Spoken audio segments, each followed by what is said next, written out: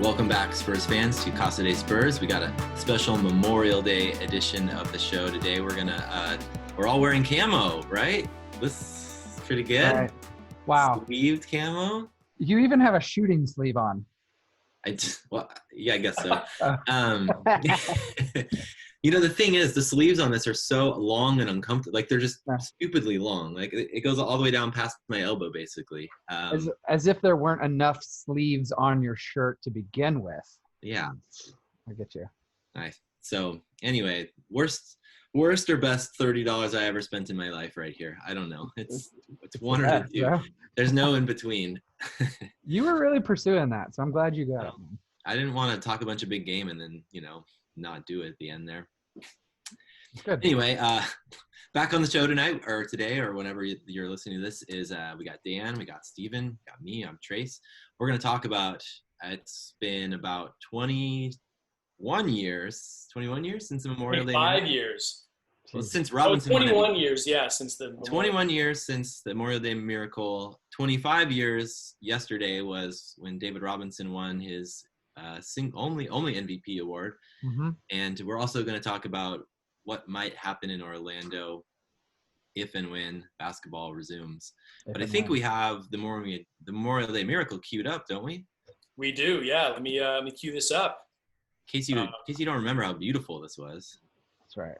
It's a powerful moment. Look at that. 12 seconds left in regulation, and the Trailblazers still hanging on by 2. If you're Trailblazer or Trailblazer fan, you've got to feel good about this. This is where you want it to be. Now San Antonio. Pop's outfits have not changed. 12 seconds to go. Duncan, Elliott, Robinson, and Kerr on the floor. Elliott will throw it into Sean Elliott. He fires the three. Wow. And it still had 9 seconds, but didn't matter. Mario Ellie. Look at Sean's knee braces. Oof. That's where Tim Duncan got his inspiration.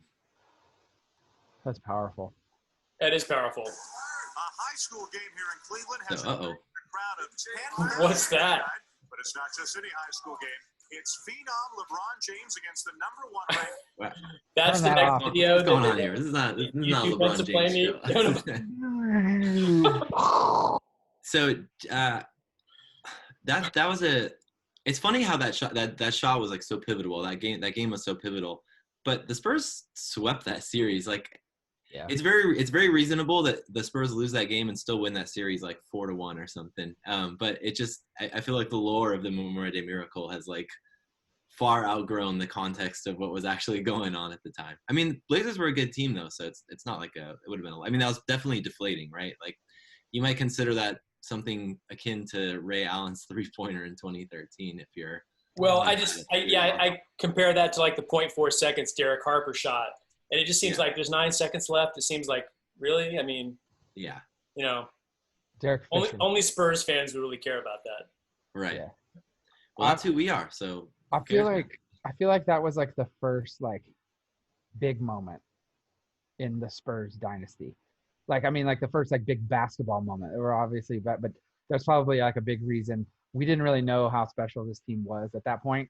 Like, we knew the team was good, but that was I feel like that was like the first big play that put like. It's like a breakthrough moment, right? Yeah, like, yeah. All the other previous moments where they were like close, kind of just they never withered away or something, but not that one.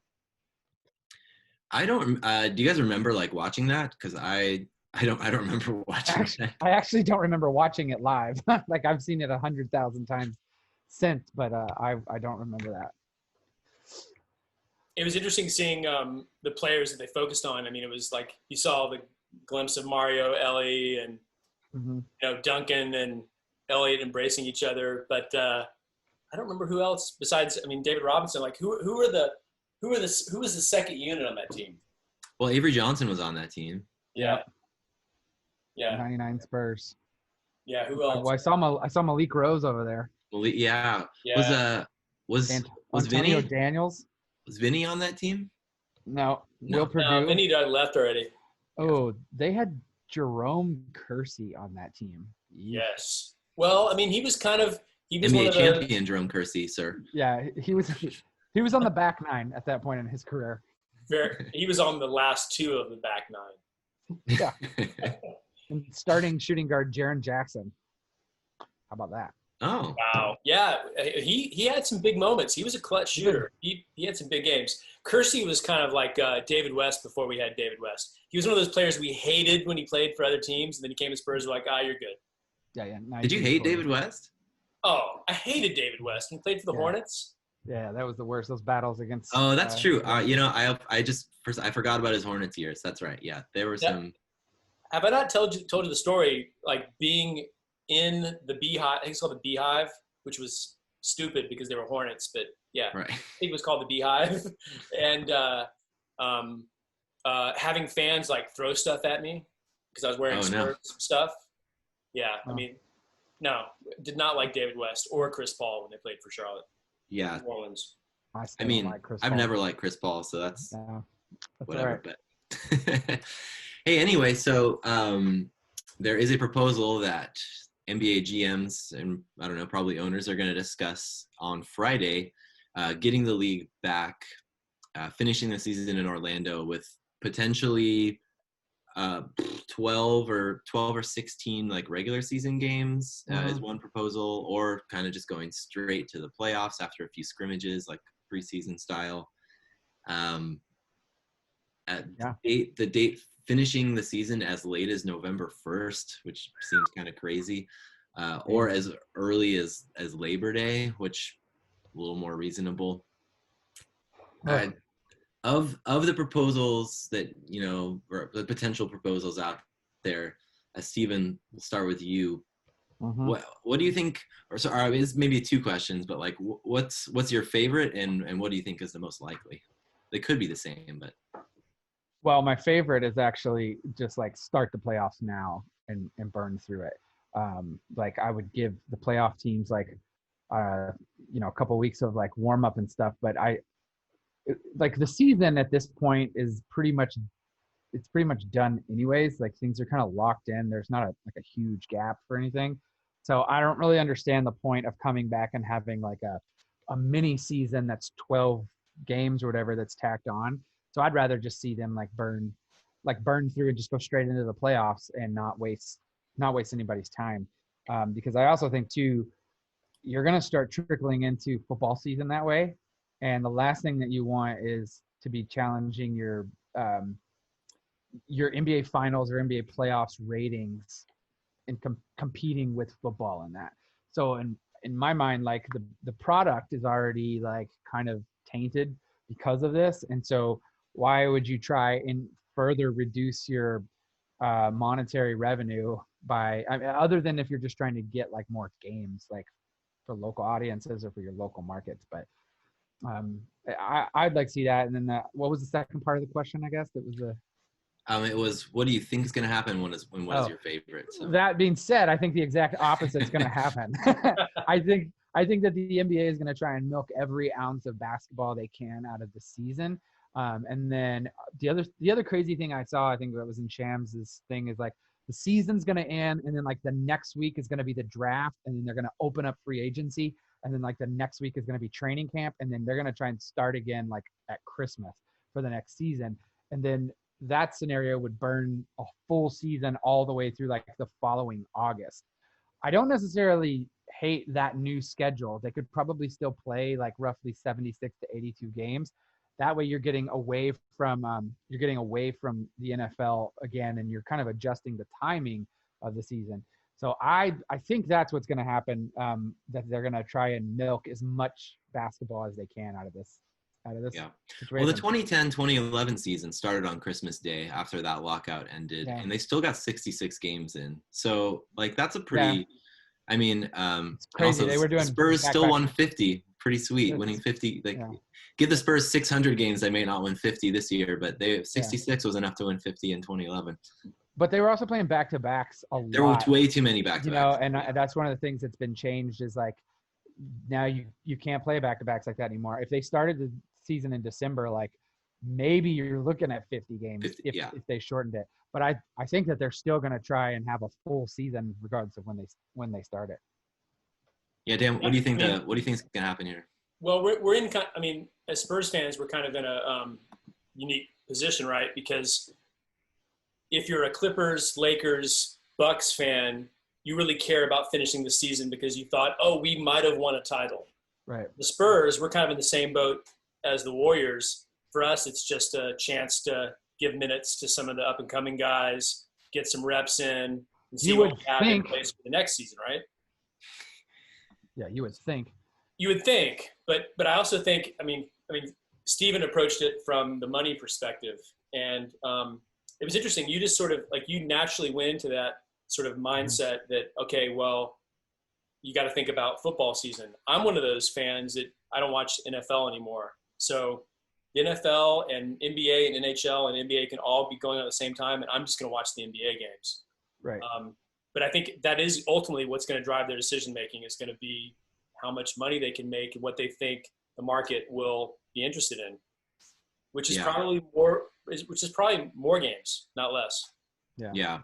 I wouldn't be as worried about the NFL. I mean, like you could just say no NBA on Sunday, and that would really do away with almost every conflict besides like a potential Thursday, Monday night game, which you probably are fighting with through October through December, January anyways.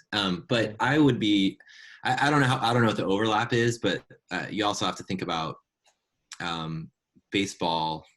Those games are going on every single day. In October, yep. If they do a late season, they might not finish until December. You might have all four of the major sports in North America going on at once. From a scheduling perspective, there's so many teams that share basketball and hockey arenas that it just sounds like it could be a recipe for a nightmare. Even though I don't think the NHL is going to matter as much for like Reds TV revenue, I think just for planning and prioritization of the arena. I mean, even the LA, like with the Clippers, the Lakers, and the Kings sharing that arena, like you're not even like nobody knows where. What was that? That was sorry, producer. No worries. I think what I would like to see though is I would agree.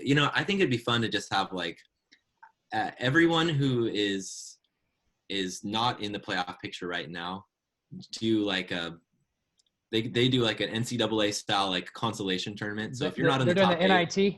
Yeah, do an NIT, man. Just give the Spurs a chance to win the consolation tournament. And I don't know. I don't know what you do with lottery, if that like factors into the lottery or not, because that would change how a lot of teams approach the tournament, and it would not be very fun if they're just like sending out a team full of Chimezi Metus out there or something. But you do if you win the NBA consolation tournament, then you get pick swaps for any of the lottery picks 3 through 14. There you go. See, I love that idea. I think it's gonna make it. I think it would make it a little interesting. But I want to know. A lot more fun. So, Trace. And to your point, Stephen, I mean that's the league runs a real risk at whatever happens in the remainder of the season and the playoffs. Some of the teams are just going to write it off as like, well, we don't have a chance of doing anything, so we're just we're gonna phone it in. And then the teams that really care, I think that's a really interesting point. It's like the Major League Baseball making the winner of the All-Star game determine who gets home field advantage in the World Series. There should be some there should be an incentive. Yeah. Okay, so but here's the thing. A little bit about today is we were talking. I was talking about why can't we just do that moving forward, like all the time. And Trace brought up the point is like, well, imagine that you're a season ticket holder and you've been a season ticket holder, and then your team makes the playoffs and they have to go to Orlando, and they're going to be in Orlando for a month and a half throughout the entire, from the first round of the playoffs to the finals. You as a season ticket holder don't even get to you don't even get to see your like home team play. And I was like, yeah, that sucks, but oh well. Like I didn't even think about that, but I'm thinking of like they could also burn through the playoffs, like first round to the finals in like a month, and it could be just basketball like around the clock. That's like March Madness style. I mean, it works. It works if you don't have 7-game series. I think that makes it really hard. Yeah. And plus, like, I don't know who would be even going to those games. I mean, like, if it's a series, like, if you're in Orlando and it's a series between like Portland and Utah, like, do you think that there's going to be enough fans to fill up an arena for up to 7 games that really care about Portland? Heck yes. So many people go to Disney World. It's not even funny. Like they could partner that thing with Disney World. They could just sell tickets. You would pack that place out anyways.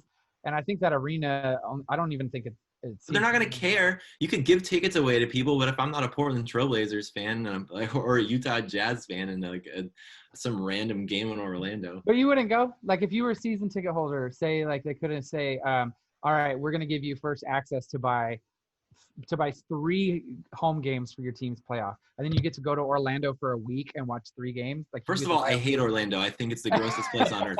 But I would only if it was the finals or the Western Conference finals. Maybe I would find a way to make like a long weekend trip out of it and go to a couple games. But I would like for the first round, forget it, man. No way. Well, it would be like going to the World Cup or going to the Olympics, where you go to a location to be around all of those fans of all the other teams and to kind of get drunk together and get into arguments together and be in the stands together. I mean, that would be kind of cool. And then you're going to start seeing things where people are going and they're just buying tickets to like down in the field level. So they're not even going into the arena to watch the game. They're just hanging out in all the bars and clubs down there and they're watching it on the Jumbotron and then they're going out at night, for $25 for the week or something like that. Yeah, you're gonna see that kind of stuff too. I mean, and there's always we're not talking about it, but the COVID thing too. I mean, there was a music festival that just happened in Arkansas last weekend, and surprise, people didn't want to go to a crowded space. Yeah, but I'm talking about like in 3 years. Like this should be the new way to do the NBA playoffs, and that's where Tracy's like, no. Steven. You're talking about fundamental reforms. I'm talking about like this becomes the new way of doing the NBA playoffs is the playoffs are always done at a single location moving forward. I think it would be awesome. It would be like a huge convention. It would be 2-1, Trace. You're out. I hate it. I don't know. I hate it, guys. This board of governors has made the rules. And you could move it every season. I mean, you could have it in a new place. Yeah. Have it in LA one season, have it in Orlando another season. It would be like a convention of NBA nerds. That would be awesome. Yeah. Cities bid on it like people bid on the Olympics. Okay, I think NBA, I think Summer League in Vegas works because it's for like 4 days. We're talking about a month and a half of playoff games. That's right. That's fair. Are you gonna buy a house in Orlando so that you can go every year and just watch the playoffs? I will get that Airbnb. Rent a house for a couple weeks. Yeah. Airbnb would get I mean, like here I'll caveat this. If the result of coronavirus is that everybody can work remotely all the time because we realize nothing matters anymore, then sure, I'll go. Cool. I'll work from Orlando for a month and watch the Spurs lose 4 games in a row and then be sad about it. That'll be your 4-week vacation at Airbnb. That'll be my vacation. I'm canceling my wedding and I'm going to the NBA playoffs, baby. That's good. The reason though that it wouldn't work, and I think this kind of goes back to money though, is like small market teams need that playoff revenue. And like you see the Spurs, I don't want to get too much into the whole like business because I'm not a millionaire, but they're quickly like, I mean, they're selling off parts of the Spurs. Like they've sold the Rampage and their women's basketball team, and like it's important. And we saw the Spurs too. Like I believe that there's somebody up in the Spurs organization that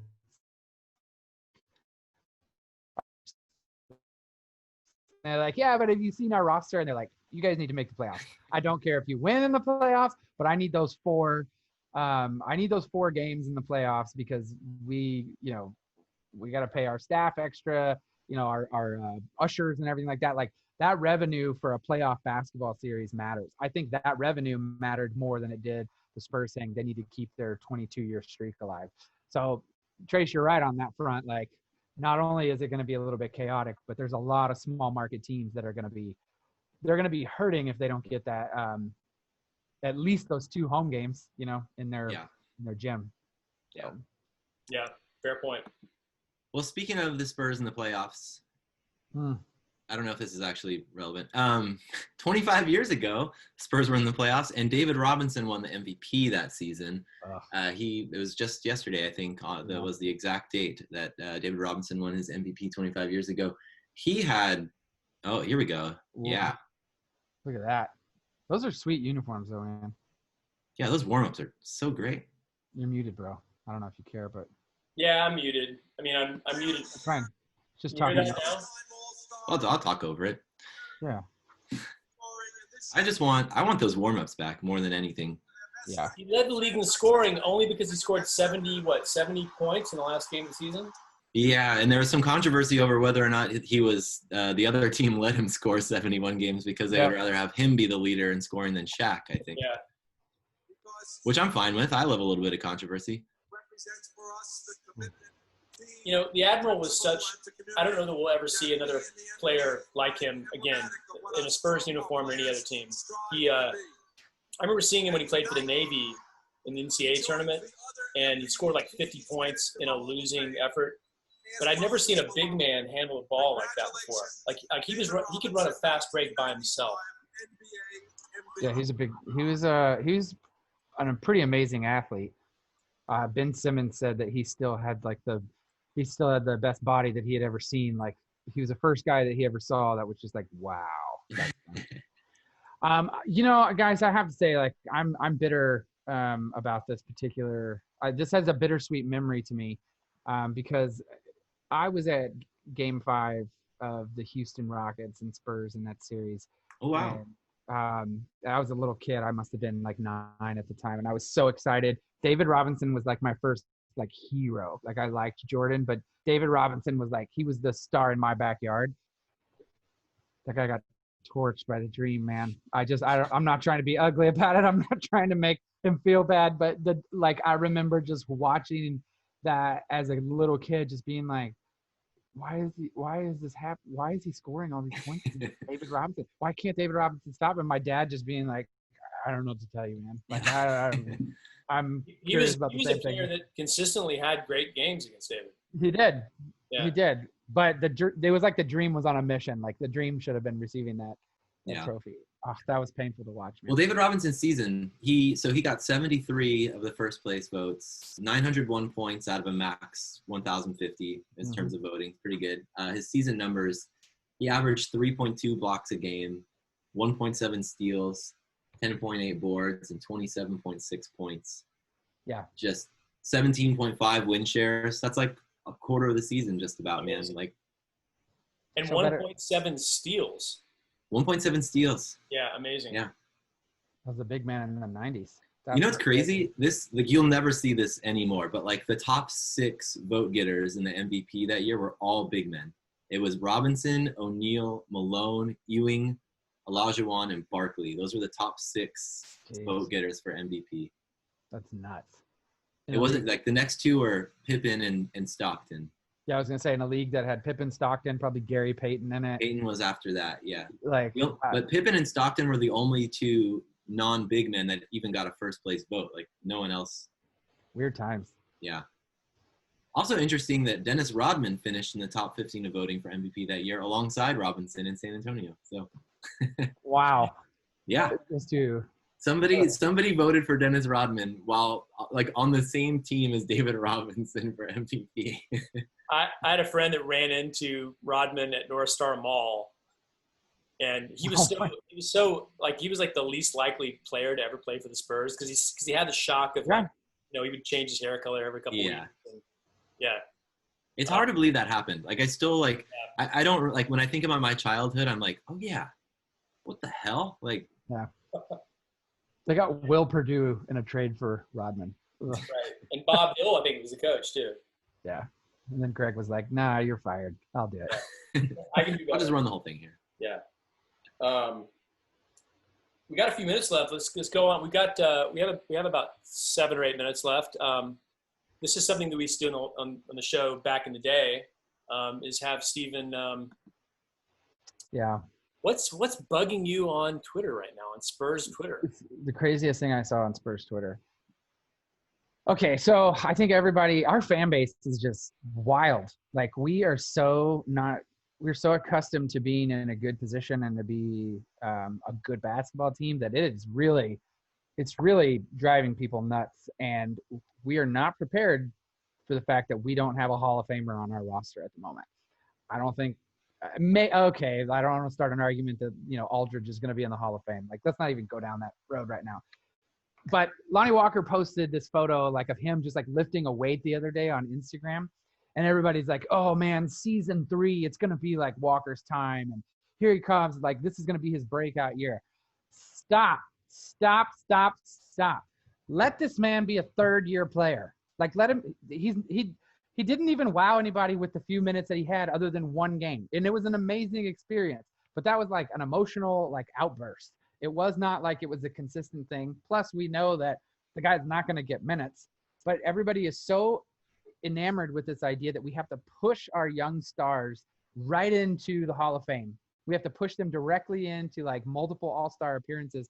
We don't even know what Lonnie Walker is. We really don't even know what DeJounte Murray is, or what Derek White is, or what Keldon Johnson is, or any of these guys. And so to put these expectations that these guys coming in who have spent so much time in the G League at 20 years old are now going to be, the second coming here of Tim Duncan or XYZ, player. That's unfair to the player, but it also makes our fan base look absurd. Not every single one of the Spurs draft picks are going to be future MVPs and Hall of Famers. It's okay that they've missed a few, and I think that we need to temper our expectations and limit our and have a better grasp of reality. Of course, I spent the entire Casa De Spurs, season podcast here, Trace, saying the same thing, but nobody's really listening and nobody's paying attention to what I'm saying, and it's important that they do because I know what I'm talking about here. That's my rant. I do log on Spurs Twitter and I'm like, you guys need to chill the hell out sometimes. But I don't know. We are the most entitled fans in the league. Guaranteeing that Lonnie Walker is going to have an amazing season for 20 plus years. We just don't know what's happening right now. The world doesn't seem right. Yeah. Clearly. I mean, like, it's one thing to like just guarantee that Lonnie Walker is going to go off next season because there's nothing that suggests nothing in his history suggests that all of a sudden he's going to be amazing next year. Yeah. I still have hopes for the guy. I think he's going to be a good basketball player. I hope he is, but this expectation that like, oh, I know this. I know that something's going to happen. I know that this is the guy. Like, okay, like he has a sample size now. It's not a great sample size. Granted, yeah, he's struggled to get in the rotation, but I'm not thrilled with the way that Greg Popovich has managed this last season. But I also feel like if Lonnie Walker were who everyone thought he was, he would be a little bit more involved in the rotation. Like, Greg is old. He's getting, up there in years, but he's seen a few basketball games once or twice. And I feel like you don't miss it by that much of a margin. You know what I mean? Like, he would be in the rotation a little bit more. So maybe, and I'm happy to be wrong, if Lonnie comes out and averages 22 and 10 next year and he's a second team all defensive player and gets most improved, like, yeehaw, I'm so excited about that. But this absolute that it's going to happen is like, is it? Because he had one game against the Rockets? Come on. We used to say Brent Forbes was going to be Steph Curry 2.0. That didn't work. Yeah, I mean, what fans say about players in particular says more about the fan than it does about the player. Because you're projecting onto the player what you want them to be for you as a fan. Which leads me into just briefly, I want to just recognize that Jerry Sloan passed away. And I know this may not matter to Spurs fans, but he's somebody that Pop, recognizes as being somebody that was a mentor to him. And there's a quote here. Pop said, "He was a mentor for me from afar until I got to know him. A man who suffered no fools. He possessed a humor often disguised and had a heart as big as the prairie." And reading that quote made me feel like Pop was actually kind of talking about himself and the way that he sees himself as a coach, because that's kind of who he is, right? I mean, sure. He has this hard shell, but he is somebody that really cares deeply about his players. He's got a big heart. He's got a sense of humor if you're paying attention, and if it's not directed at you. And I think Sloan kind of provided the model for that kind of, kind of hard-edged, tough coach who really actually cared about his players as human beings. And anyway, just want to bring that up. Yeah, Right how long did it take for Tony Parker to become Tony Parker? Because Pop rode him incredibly hard as a young player. I don't know if that works as well on young players as it did, 15 years ago or however long it was that Tony Parker came in. And conversely, he didn't ride Kawhi at all. Yeah. I mean, he's evolved in that. I think that probably goes a little uncredited. Is like, you can't coach a guy today like you coached him in 1999 or 2001 anyways. But those guys also came from different cloths. Like, Parker was playing professional basketball at 16. Like, no offense to Pop, but Pop really wasn't going to phase him that much. Like, Mono had already been playing. Pop, this is what I do. Like, Lonnie was in high school 3 years ago. Like, he was in high school in Reading, Pennsylvania. He's already had 2 knee surgeries. Like, so it's a whole different dynamic for Lonnie than it was for Parker. So it's just not fair to look at those players and be like, yeah, you have to be Tony Parker. No, yeah. I ask because I feel like Lonnie does get like his ear yelled off. Bryn Forbes can make like 3,000 defensive mistakes in the span of 2 minutes, and Pop's like, get him back out there. But Lonnie Walker, like, I feel like the smallest thing and he's immediately yanked and he just gets screamed at for like 5 minutes. I don't know. Maybe. What's that adage that if I yell at you, it's because I believe in you? Yeah, maybe maybe what I'm getting at here is that nobody believes in Bryn Forbes. That's what I was gonna say. He's like, I would yell at you, but it's not gonna matter, man. Doesn't you're not matter. gonna change. You're not gonna be here in like 8 months. So what's the point? Hey, we got less than 60 seconds, Steven. I'm putting you on the spot. It's Memorial Day weekend. You and I are both veterans. Do you want to say anything just about the weekend?